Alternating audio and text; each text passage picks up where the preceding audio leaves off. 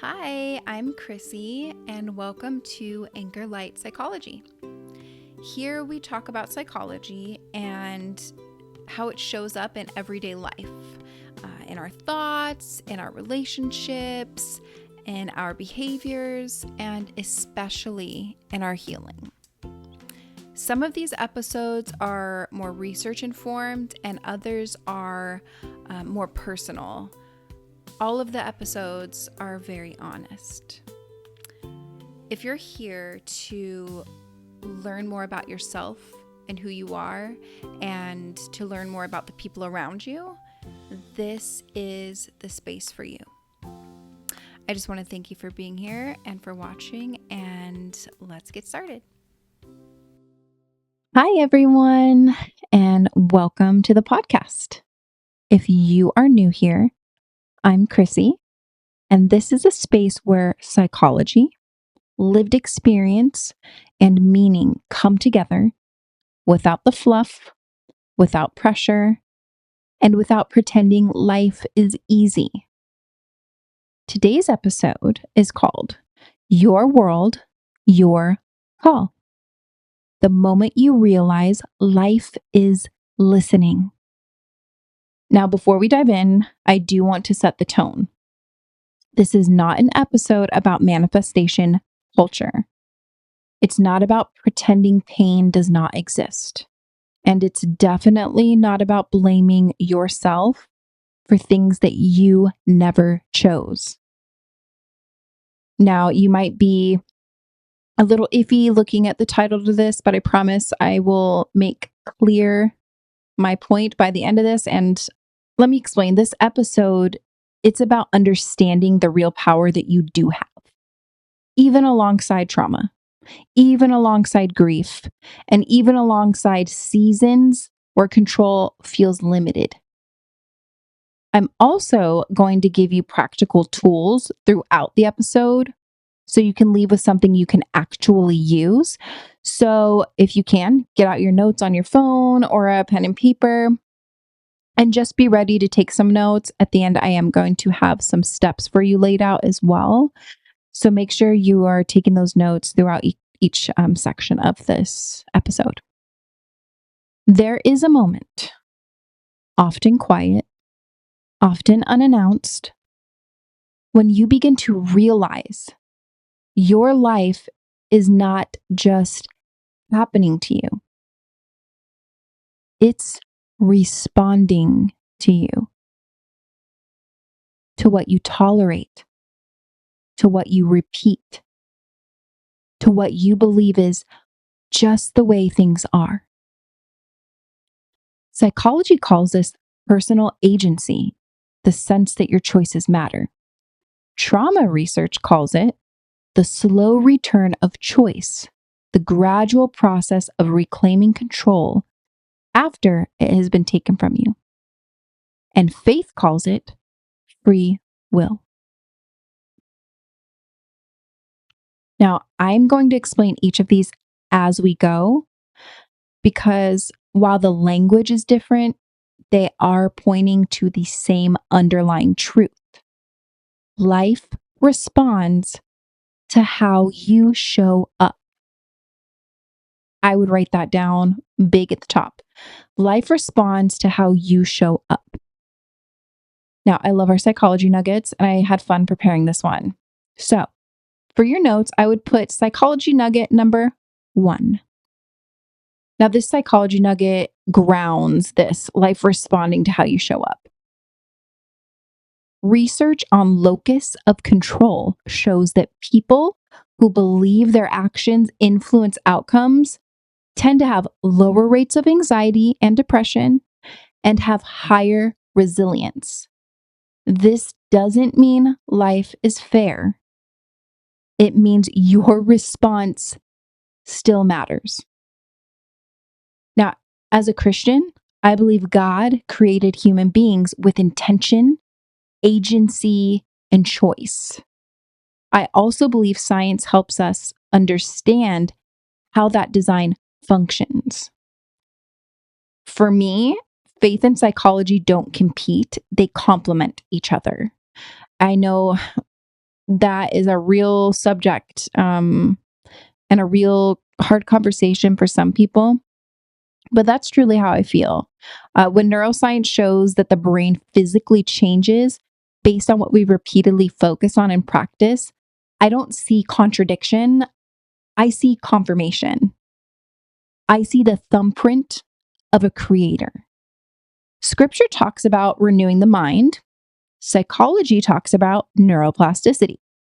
Different language, same process. And who better than the creator to implement that and want us to follow that and seek that out? Now, neuroplasticity means, actually, you know what? Mark this for psychology nugget number 2 in your notes. Neuroplasticity means the brain rewires itself based on repeated thoughts and behaviors. Okay. And remember, behaviors are things that you can measure. They are objective. That's what you want when taking these notes and keeping, track of these things. This is why habits, boundaries, and intentional thinking matter. You are not stuck with the brain you had when you were in survival mode. One of the most damaging beliefs many of us absorb is that control is all or it is nothing. Either you control everything or you have none. But most of life lives in the middle. You can't control what happened to you. You cannot control other people's choices. That can be a really tough one. But you can't. And you cannot control trauma, loss, or betrayal. But you can control how you interpret those experiences. You can control how you respond. And you can control what you allow them to shape in you. Now, some of the most defining moments in my life were moments where I had no control at all. Abuse. Circumstances I didn't choose. Seasons where survival, not strategy, was the goal. Responsibility does not mean blame. Being harmed does not make you weak. But there comes a quiet moment when you decide whether pain will become your identity or your starting point. Psychology nugget number 3, if you want for your notes. Trauma research shows healing isn't about instantly taking back your power. It's about the slow return of choice. Small decisions, safe decisions, moments where your nervous system learns, I still get a say. Let's talk about tools you can actually use. Write this down. Tool number 1, the control check. Once a day, ask yourself this: what is outside my control today? What is within my control today?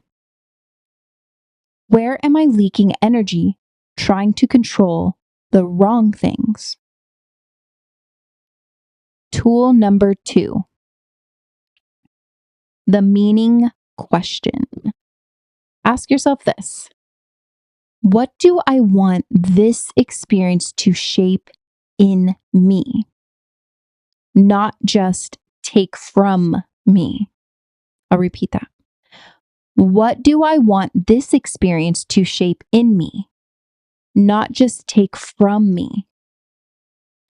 Tool number 3, the alignment pause.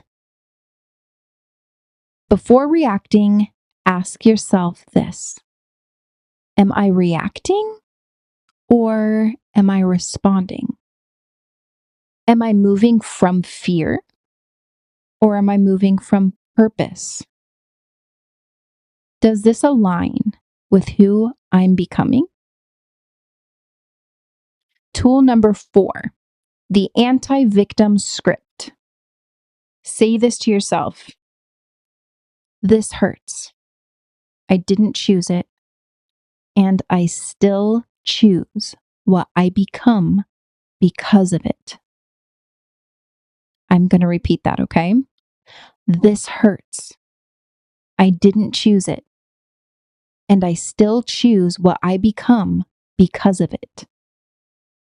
Say it until your nervous system believes it. Say it over and over until your nervous system believes it. Maybe another podcast episode, but your nervous system is just the core. It is the basis. It is these neurons doing amazing things and sending messages that are vital to our brains and to everything psychology. Your nervous system is so important. Where do you think the saying came from? My nerves are shot. It's a real thing. We have to take care of ourselves. You say that until your nervous system believes it. They are on missions. Neuroplasticity is real and so great. You do not need to control everything to live a meaningful life. And that is so good. That is so real. You don't need to control everything to live a meaningful life. And I know it can be so scary. It can be so scary, especially when you were in a place of survival because you had to be in control of everything, or else something bad could have happened. And that neuroplasticity works both ways, and you can condition your system to say, hey, nope, I have to be in control or things are scary. Things are not okay. You have to pep talk yourself to back out of that. You need clarity. You need courage and the willingness to choose again. God may have a plan, but we still choose whether we align with it. He gave us that free will. Life might not always be kind, and we all, I am sure, know that to be true, but I assure you it is absolutely responsive. It listens to how you show up, to what you tolerate, to what you practice. You may not control the chapter that you are currently in, but you are still holding that pen for what comes next. Your world, your call. Thank you so much for being here with me. I hope you learned something very new and valuable today.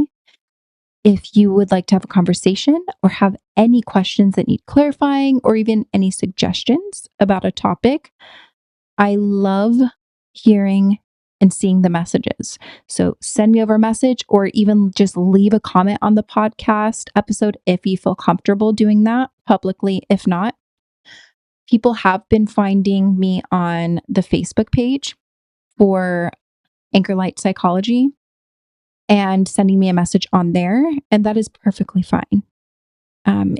Anything that you want to talk about or run by me, I am always willing, and I love interacting, communicating, and spending time with you. So thank you again for being here, and I will see you next time, and take care.